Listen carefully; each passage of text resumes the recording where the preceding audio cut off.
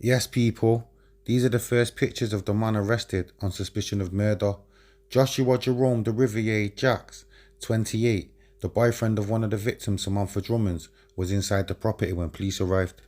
He was tasered by officers who found the bodies of Samantha, her mother Tanisha, grandmother Delette, and Delette's partner Denton. The suspect is being treated in Lewisham Hospital and will be questioned by detectives. The knife man was locked inside Delette and Denton's three-bedroom home shortly before they died, it was revealed today. Neighbours heard the terrifying screams of the victims and called police, who smashed down the door to find a bloodbath with bodies lying on the floor and tasered the knife man as he tried to escape. Tanisha's husband, Daniel Aforia Kufu, gave the first full account of what happened inside the property. Speaking to the Mail Online, he said, "Neighbours heard screaming and called the police, who forced entry when they arrived and found him. He tried to run but was tasered. One of the bodies was found just lying behind the front door. I don't know who it was. Delette locks the door before she goes to bed and takes the key up with her every night, so the attacker was unable to escape the house." Tanisha stayed with Delette because she was being treated for cancer. I tried calling her a few times on Sunday night, but she didn't pick up.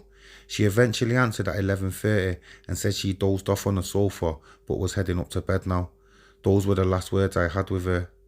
Mr. Aforia Kufu said Samantha, who was staying with Delette while her flat was being redecorated, brought Jax to Delette's home on Saturday. One of her friends had called on the phone and heard a man shouting, "I want to go home," in the background. When asked who it was, she replied, "It's just my boyfriend." Mr. Aforia Kufu added, "I've never met him and most of the family know nothing about him. All we know is that he was Samantha's boyfriend, but how long they'd been together I don't know. Not long I think, but I'm sure he lived near to her."